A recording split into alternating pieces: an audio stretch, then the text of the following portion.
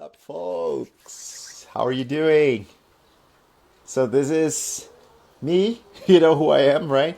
So, and I'm waiting for my friend, my buddy, Rudy Maciello, so we can start this episode of Chá Pedagógico. And I'm sorry if I keep looking the other way because my cat is here, Elena. Join us. I have my tea ready here. So let's wait for Rudy to connect. There he is. Finally. Okay. So was that you or me, man? I have no idea.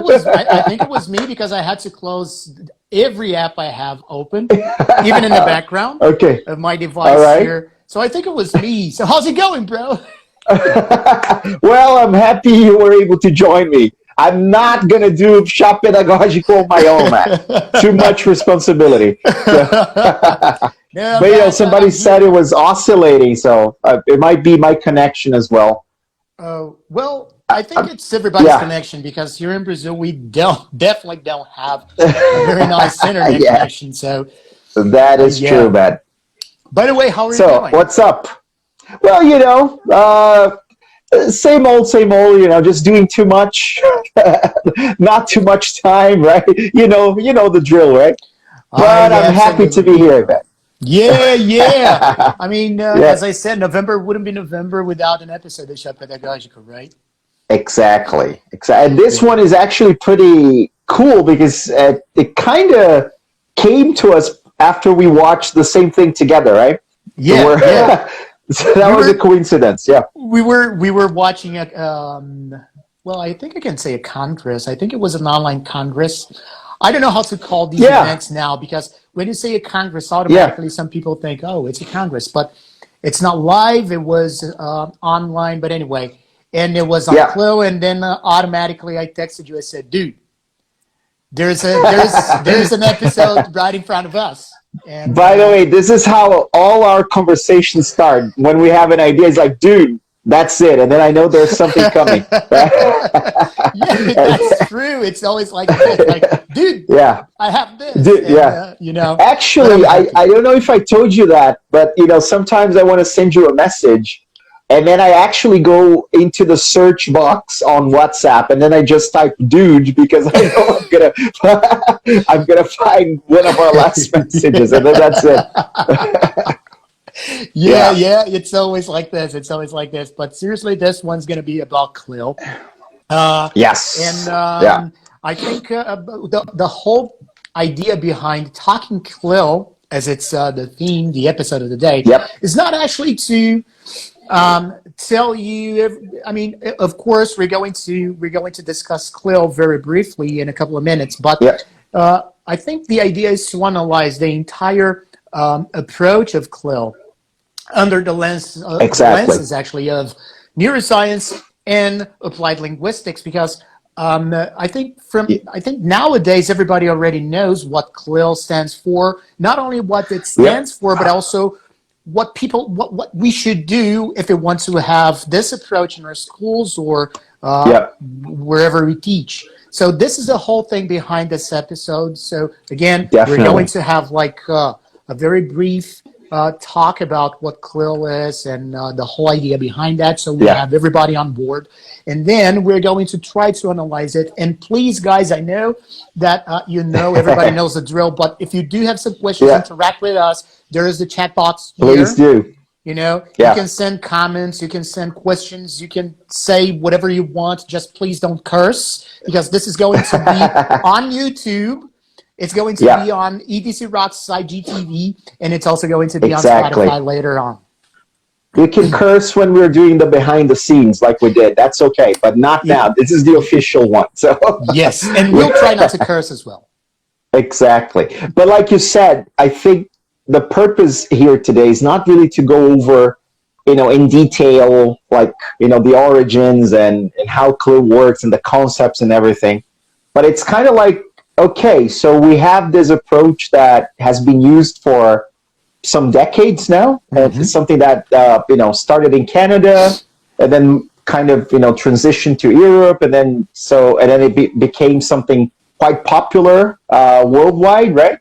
And then we've been implementing this. But then what can neuroscience tell us about that, and what can linguistics, applied linguistics, tell us about that, right? I mean, is it really something that we should focus on, especially now with the new reality with bilingual education and bilingual programs, or maybe there's just too much fuss, and then I don't know, maybe it doesn't work that well. Well, we'll just tell you what we think based on our fields, right? And what we've been reading. So Yes. we're not going to tell you. Yeah. Not at all. Not at all. We're not here for that. Yeah. The whole thing behind CLIL, of course, you guys already know that, is to use language as a means of instruction. So basically, it's going to be a history class, and the history teacher is going to use English to teach the history content, and the geography teacher is going to do the same, the math, physics, whatever subject we're talking about here. And we do have some successful cases all over the world. So as you said, Canada, Japan, especially in universities. Many universities in Japan have been using CLIL. Spain has a very successful case as well. The UK. But the thing is, all these places have their particularities, and especially in the UK. And we also have our own particularity here in Brazil. And what we do have here in Brazil is I think that what we're going to struggle the most as teachers is how to motivate our students to actually use the language. Yes. This is going to be crucial if we talk about CLIL. Because, of course, and probably you guys have felt this like this before, like, oh, I have a group of students and my students don't want to talk, or they don't feel engaged. Every opportunity they have, they resort to Portuguese, which is our native language, or whatever their native languages are. And I don't know what to do to motivate them. And this is going to be maybe a motivational factor for our students. Like, okay, so now I have to use this language because we know that here in Brazil we don't have this motivation. Our students cannot go to a restaurant and use this language. They cannot go to a movie theater and use the language to buy tickets. They can't go to a bar if we have adult learners. They can't go to a bar and use the language. So this is something that we do have here in Brazil. This motivational factor. This may be one of the factors that's going to contribute to engage our students in the language. But at the same time, we do have other struggles. Even though this would be like the DNA of CLIL. The DNA of CLIL is to actually motivate our students based on, okay, so we don't have the opportunity to use this language outside our school. So, okay, so we're going to bring this motivational factor to our school because now you're going to have history, geography, math, PE classes, music, whatever kind of classes they have in the school. And you said it, man. Yeah, so English becomes a means to an end, right? So we need to be able to use this tool to learn something that is going to be relevant for us later on in life when, we're going to college or whatever. And then I think that's that motivational aspect is very important when we're talking about CLIL. And for those who have no idea what CLIL is, maybe we jumped the gun here. So, CLIL is content and language integrated learning, right? Mm-hmm. And it, like Rudy said, we use English as a medium of instruction to teach a subject, right? So basically that's like the simple, direct description of CLIL, right? So here in Brazil, in a school that adopts CLIL, I will be teaching history in English. I will be using English to teach history, right? And then if you go back and you think about how CLIL kind of, became a thing, then we understand why it's important to discuss CLIL, because actually there was a need in specific locations that people had, maybe they were part of two different communities with two different languages, so they came together. So like in Quebec, Canada, where you have people who speak French and people who speak English, and then they had to, since they're going to live together, it's probably a good idea for us to add that to the curriculum. And how can we do it in a, let's say, effective way. Mm-hmm. Well, why don't we teach in an immersive way in which students are not only learning subjects because they have to learn subjects at school, but then they're doing that through the language that they have to learn so that they can integrate in the community. And then with the European Union, that became even more predominant, right? So you had people moving all over from country to country. The European Commission, set a number of policies to make that happen, right? Yeah. And that's exactly why it is something worth discussing, because there's a need. We need people to be able to use that language X, additional language. But we also need them to learn the content because that's part of their curriculum. So why don't we put them together, Because then English serves the purpose that the language, we can use language for many things, but language can and should be a tool for us to accomplish things, right? Exactly. And just to be clear here, when we say that English is going to be the tool to use, the tool to be used to teach history, math, whatever, we're not saying that we English teachers or we language teachers, we're going to stop teaching the language and we're going to start teaching history. No. That's not the thing here, okay? That's not the thing here. This is going to be one of the points of this discussion today, but this has to be very clear.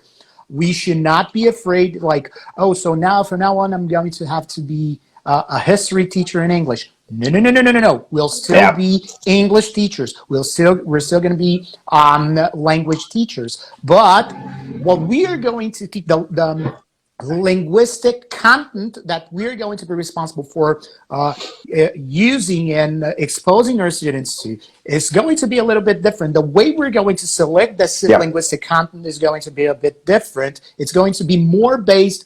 It should already be like this, but it's going to be even more based on our students' needs, based on the subjects that they're going to have. But this is going to be some of the topics that we're going to discuss today. And that's the tool. You said the tool, so this is a tool. We're going to use the language as a tool. So, for example, if you're going to hang a picture on the wall. If you're going to hang a wall, you have to be Thor. Yeah. Or Superman. Definitely, but if you're going to hang a picture on the wall, you're going to need a nail. And what tool are you going to use in order to insert the nail onto the wall? Well, maybe you can try, as we were discussing, a screwdriver. I don't think it's going to be very effective, even though you can. You're going to reach the goal at a certain point, but I don't think it's going to be very effective. You can use maybe a shoe. I don't know, a shoe. You can use something heavy, but they're going to serve the purpose, but they're not going to be very effective as a hammer. Because the hammer is the right tool for that activity. So CLIL does pretty much the same thing.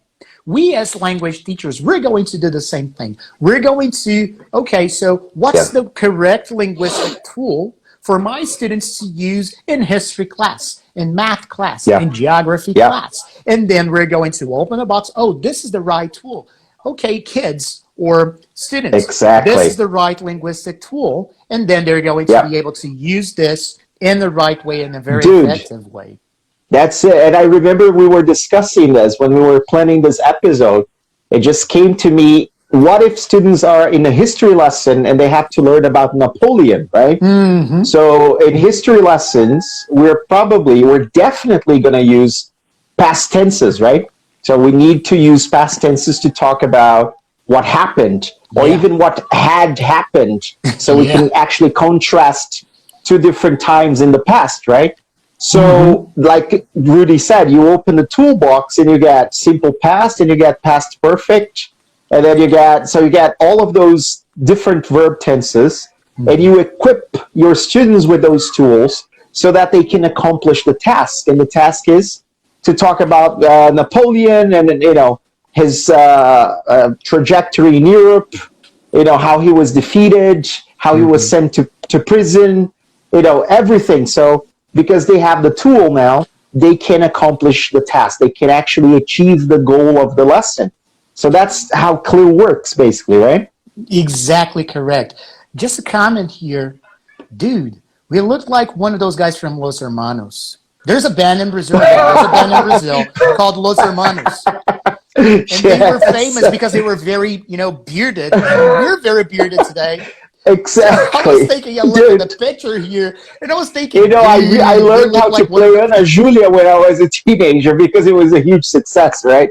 Ana Julia, by the way, is the only song I can remember that they did. They had like one more song that I mean.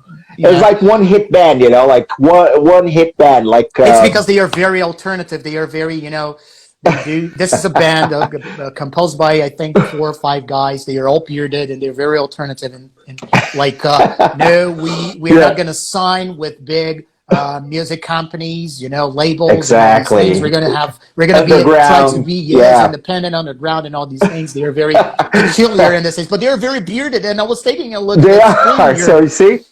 And, my beard is gigantic. My hair is gigantic as well. I'm doing like this all the time because the hair keeps falling on my eyes here. It's no shave November, right? Are you following the trend or there's a hashtag? Yeah, I've been preparing for this since March.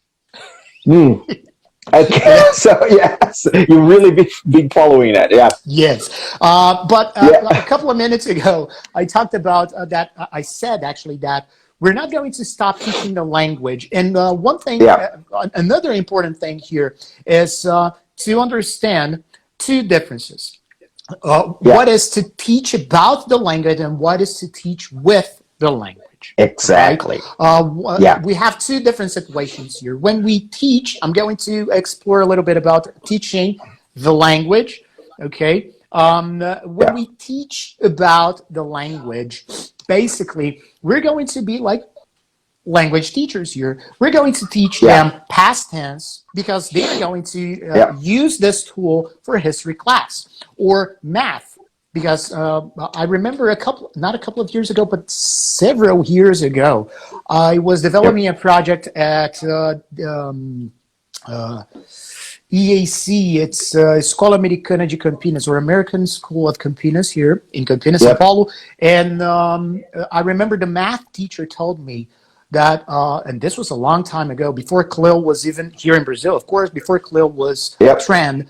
And he told me, Rudy, my issue with my students is that when they have some sort of activities, they read the activity, and sometimes they don't know what they're supposed to do because of the language, even though that is an American school here that we have, and it's a real American school that we have here.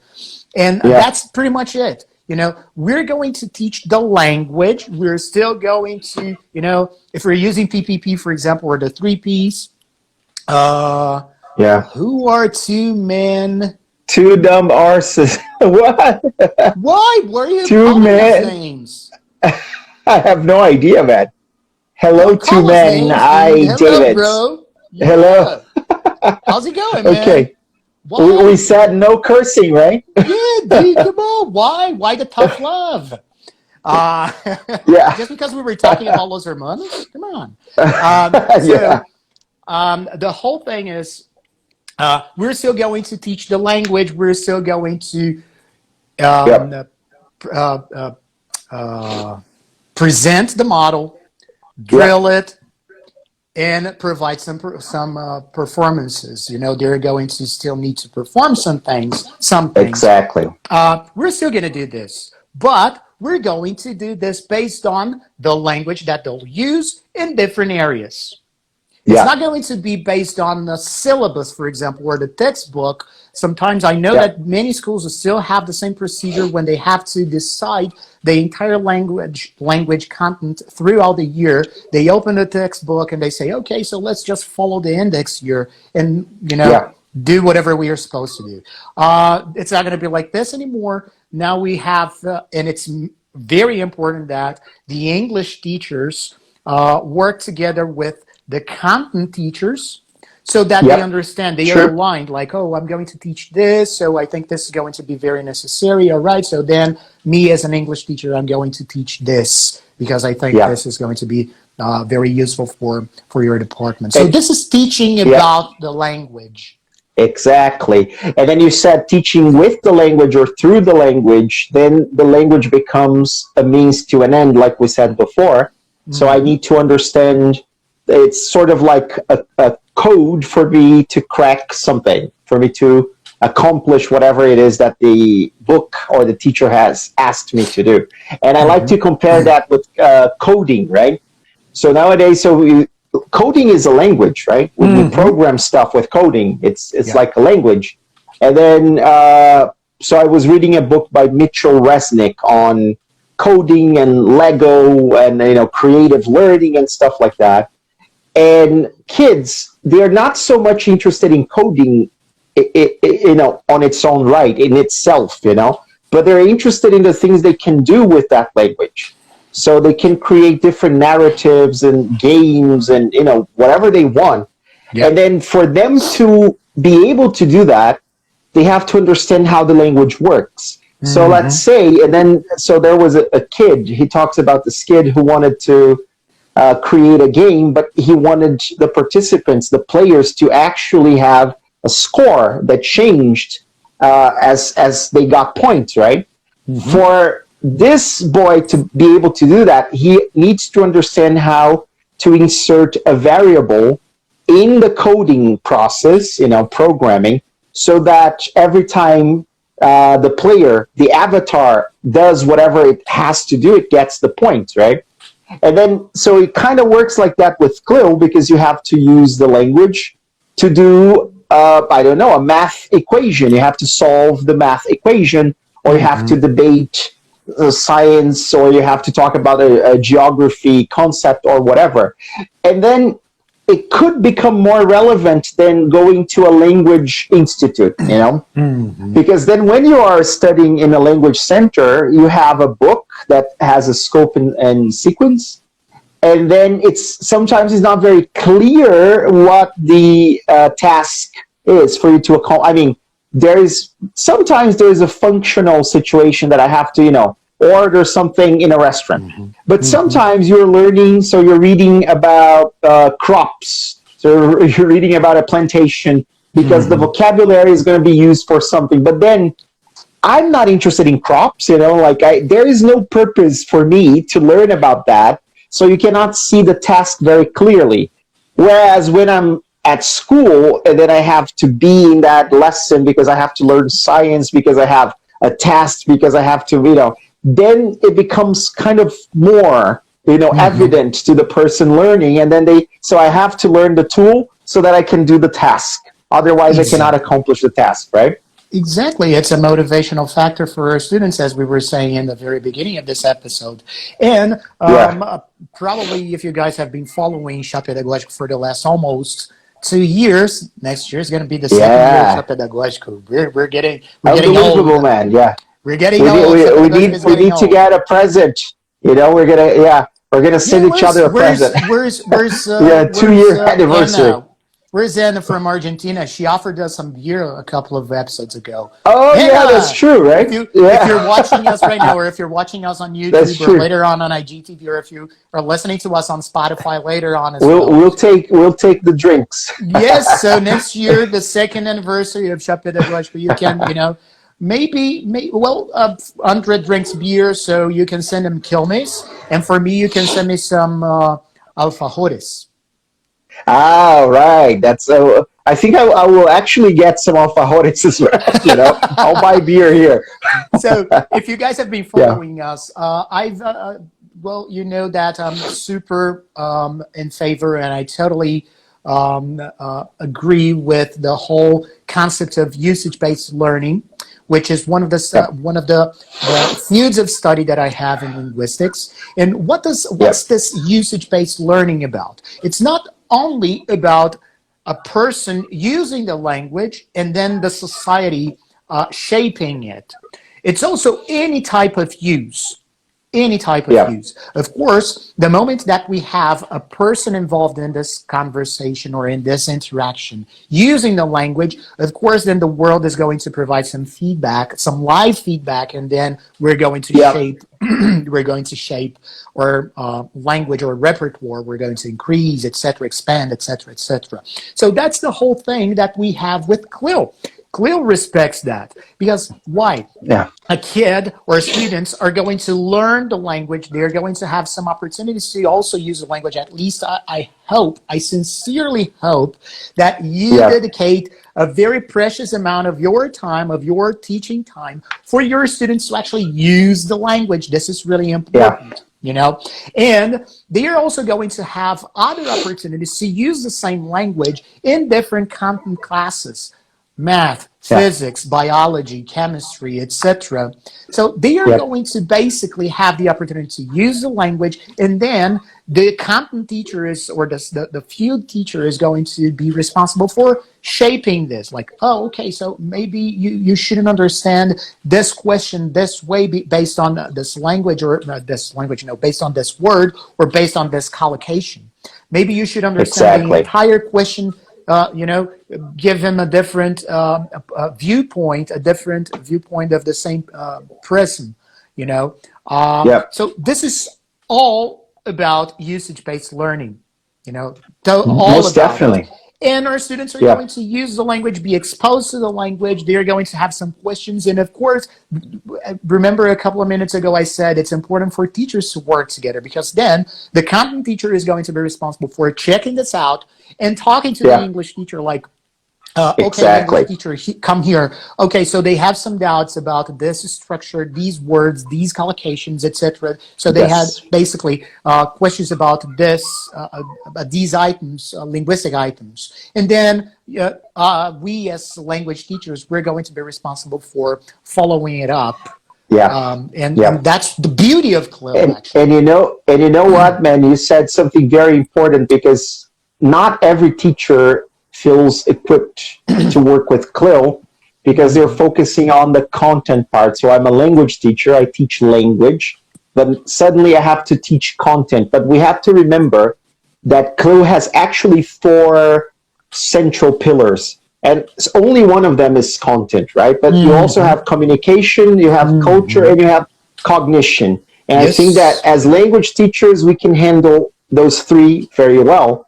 Content, we can as well, but if it's too specific to a subject, a given subject that they have to teach, then it could be challenging. But again, you have to work with a teacher who knows that. And I have to say that oftentimes here in Brazil, and probably all over the world, whenever you're teaching with CLIL, you're actually going, you're covering some of the topics that the kids have already seen in a way.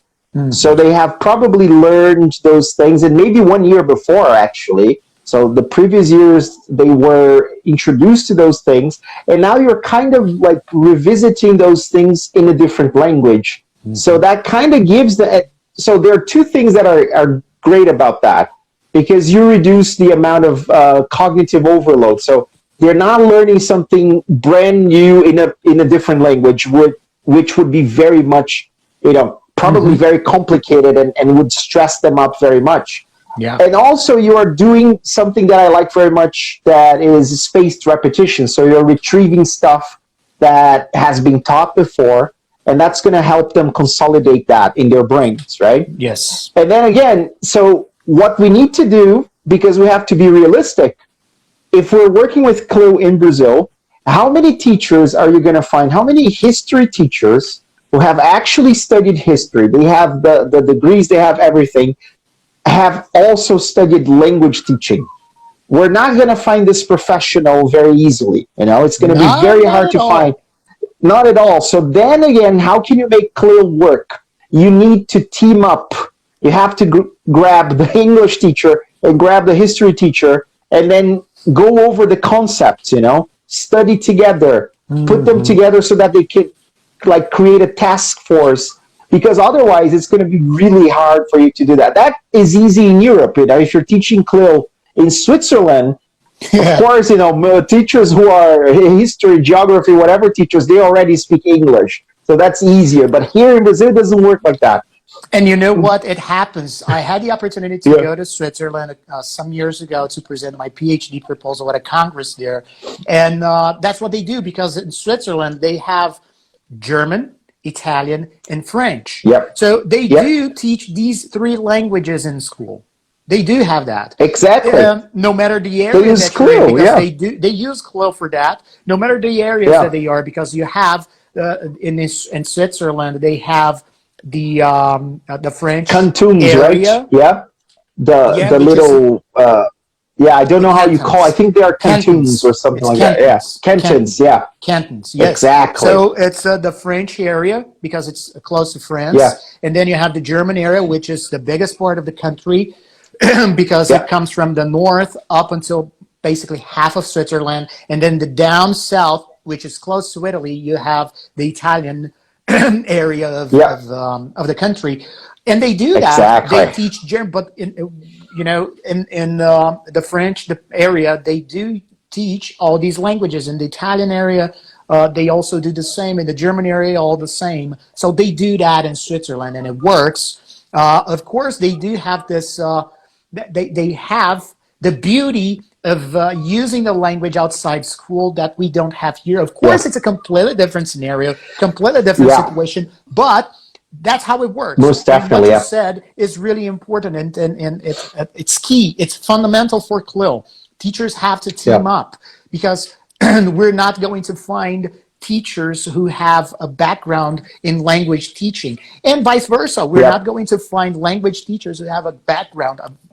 We're not supposed to have this background in teaching chemistry. For instance, if I had to teach chemistry, I'd starve to death. Nobody would hire me because I'm not good at chemistry at all. I wasn't that great, but I think I would like to, try the challenge.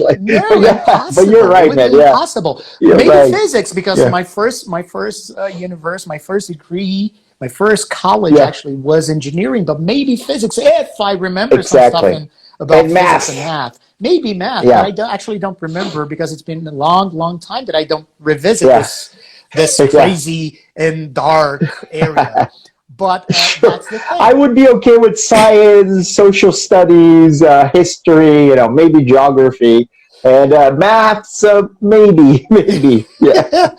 But dude, you said, this is actually something important if you think about the neuroscience, because if kids already know how to do the stuff they do in the subject class, like, calculate something in the math class or whatever, then for them to learn how to do that in a different language, in an additional language, that doesn't require that much effort now because of transference, right? Mm-hmm. So, we create a schema of, like a neuronal network in the brain for, adding or subtracting or doing anything that is, necessary in the maths class, right?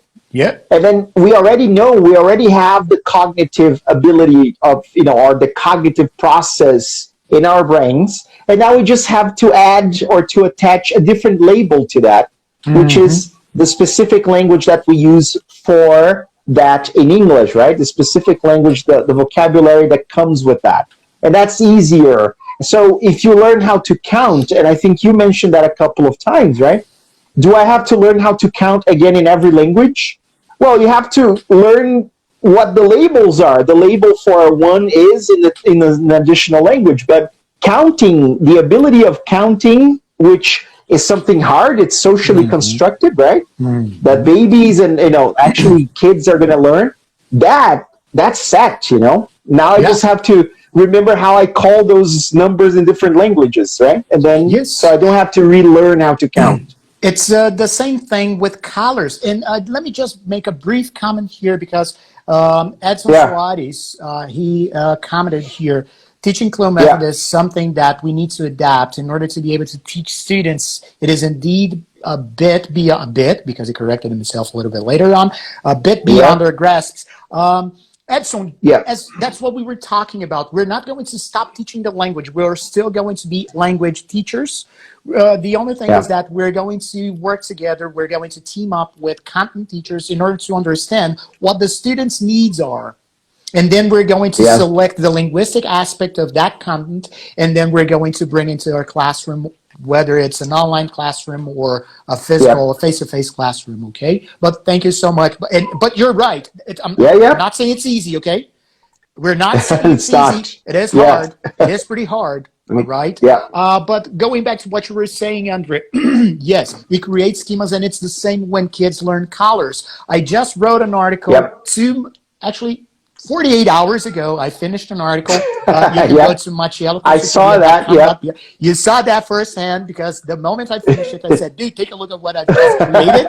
Exactly. It's on our website, Machiello. And I think Stephen Pinker is not happy with what you wrote there. Yeah, he's never happy with me. I think one day if we're face-to-face, he's going to shoot me in the face, because it's the same with colors. If we had a subject about colors, what are colors? Our students already know what red is. All we have to do is to label, and that's basically what we do. And that's what we call it I language or internal language. Okay? Exactly. That again, please, I'm not saying that our thoughts have language. I'm not saying that we have to think in English, we have to think in Portuguese or in whatever language. No, that's not what I'm saying. When we call it internal language, it means that when we're exposed to a specific language, whether it's L1 or L2, we're going to understand the rules, the conventions, we're going to understand how to use a specific collocation, etc. And then, as you said, Andre, we start developing a network. And this network is what we call internal language, because we understand the nuances of the language. In here, guys on Spotify, in here, I'm touching my head, okay? Because you cannot see us on Spotify. Yes. To describe it. This is something that we have to discuss, by the way. People who actually have some visual impairments and they really like to follow us. We have to, but this is for 2021. We developed this network in our minds, in our heads. And CLIL is going to help this, the development of this network, because our students are going to be exposed to language variations.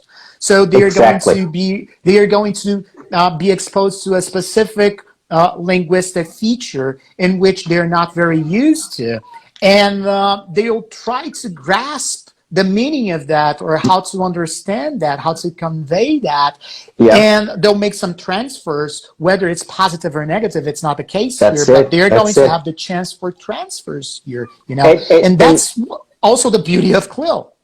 Exactly, and I was talking about bilingual education and childhood and everything, and then I watched a very cool webinar by this Cambridge linguist. She's a neuro-cognitive linguist, or I'm not sure what she does exactly, but her name is Dr. Mirjana Bocic, I think. And then she says that one of the things that we can get from, the evidence that comes, from research involving bilinguals and monolinguals is that bilinguals, they have what they call meta-linguistic knowledge, which is they understand that there can be more labels to the same concept, much better than monolinguals, because monolinguals, this is a cup, and I only speak English, so my concept becomes this, the word that refers to that concept. And then bilinguals, they can actually detach those things, because like Rudy said, so you think, we're not using a specific language, we're thinking, right? So you think about the concept of cup, and that activates a specific network in your brain. And then using your frontal lobe, your prefrontal cortex, you have to suppress everything so let's say I'm thinking of the color red, right? So when I think of that concept, I'm not really using any particular language, or maybe I'm using all the languages. But what my brain does is it stops the other labels from the other languages that I know from coming out. So if I'm talking to you in English, I'm going to use the English label. But then the same area I speak German to, and I know that red in German is rot, right? I also know that in Italian is rosso, and I know that in and then exactly, and then in Spanish is rojo, and then so you understand those things are being suppressed because I'm talking to you in English, right? And that's actually very, very good for our cognitive abilities, so that we're kind of like exercising our brain. And that's why it makes a lot of sense for you to join content and language together in a classroom, because then again the language becomes a tool and you're exercising, you're doing things that are actually going to give you a benefit, an advantage long term, right? You can protect your brain, you can actually create cognitive reserve, fight off like neurodegenerative diseases and things like that. Yes, absolutely correct. Yeah. And this is all because we're exposing our students to this variation of language that we have. Because the language that's going to be used in history, as you said, maybe it's going to be the past, because they're going to learn maybe about Napoleon, or they're going to read about ancient Greece. They're going to be exposed to, whatever kind of subject or content, historical content we have. And then the language for biology maybe is going to be different. I'm not an expert in biology here. I'm terrible. I suck at biology, actually. But I loved biology, Ed. Oh man, it doesn't make any sense to me, man. It doesn't make any sense to me. Seriously. Yeah. I no, seriously. My sister is an expert in biology. She rocks in biology. She's perfect.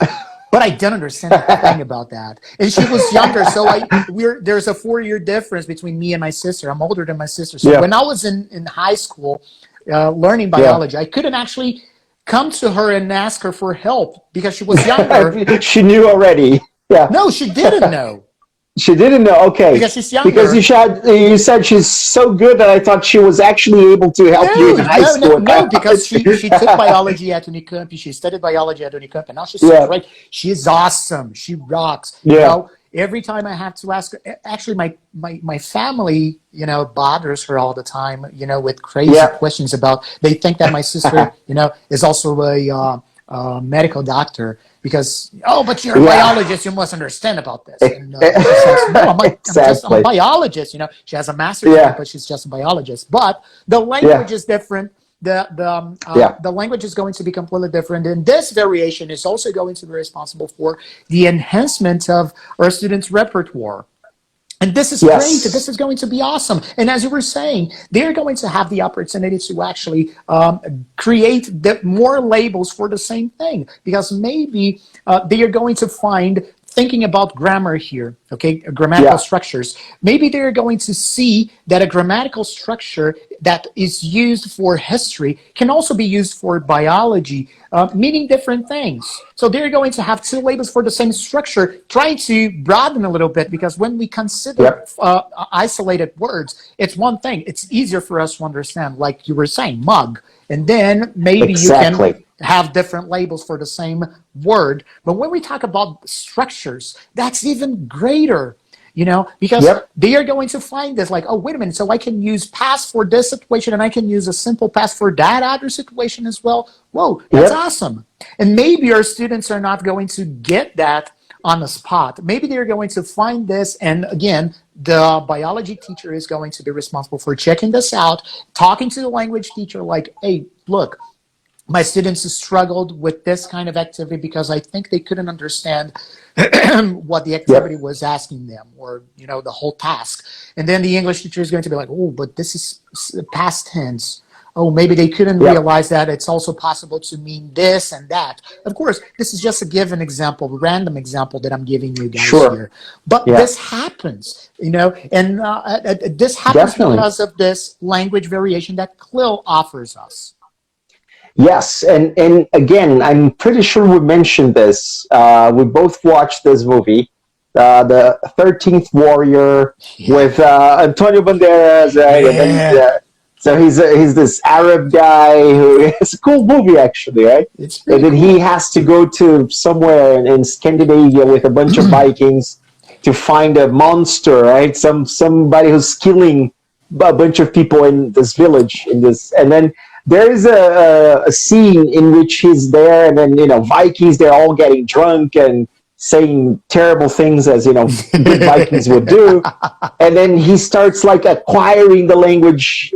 So it's a natural process and everything, right? So because he's exposed to the language, and then he starts noticing some patterns, and of course, they kind of sped up the time very much. Like the guy became fluent to like what, a week with the Vikings or whatever. A week, a scene, one scene. They cut the scene. He wakes up and he understands everything.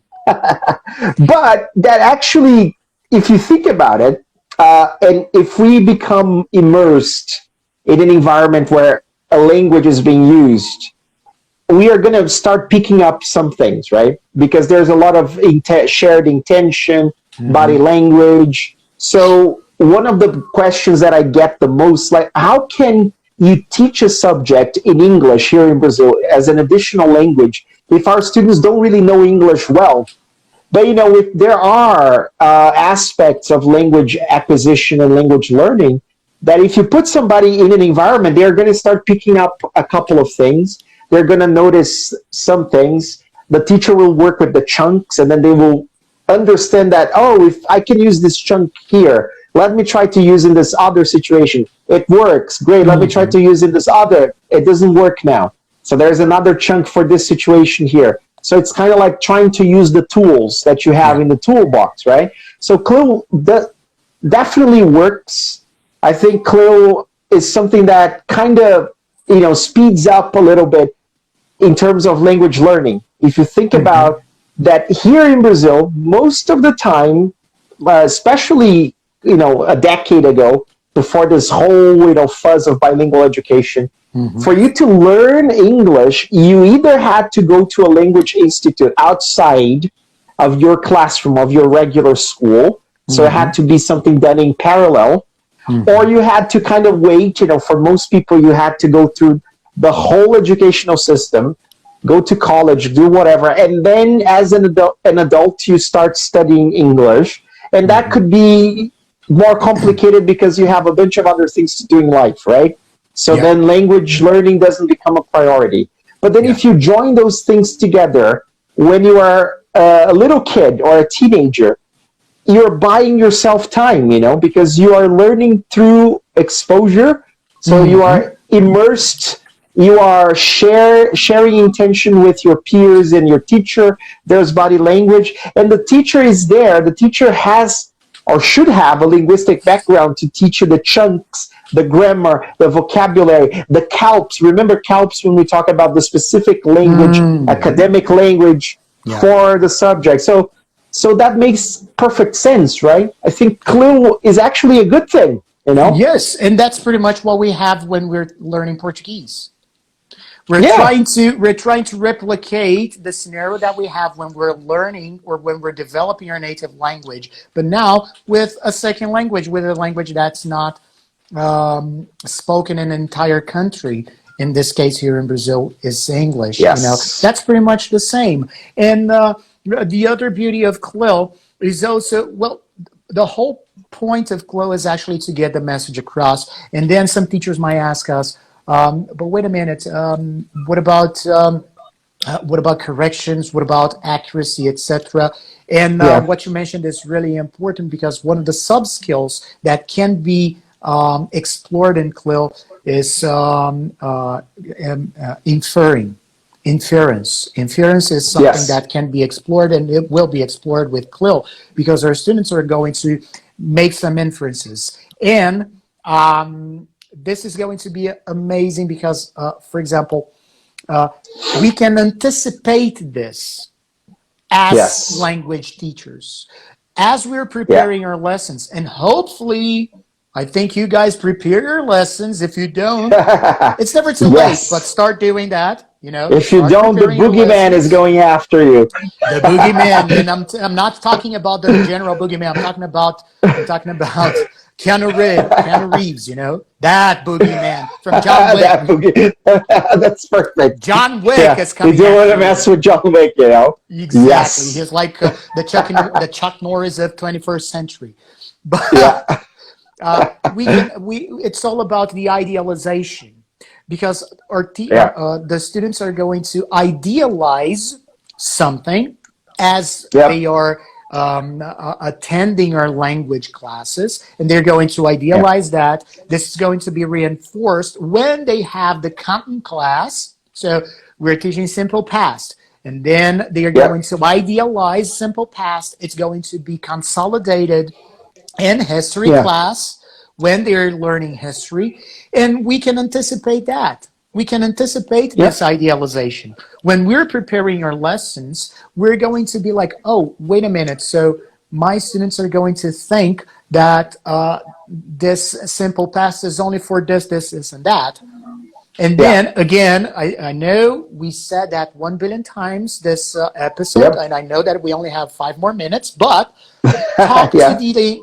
the content teachers and before you prepare your lesson, of course, because then you anticipate that, and then maybe you can prepare a lesson. If you know that the teacher is going to talk about ancient Greece, maybe you can prepare a lesson Yeah. contextualized enough to and Exactly. with the material, with an audio visual material, with a text or whatever, with a role play, that's going to be Yep. useful for the history class. And then you anticipate this idealization. You can think Yeah. beforehand, like, okay, so then my students are Yep. going to probably do this.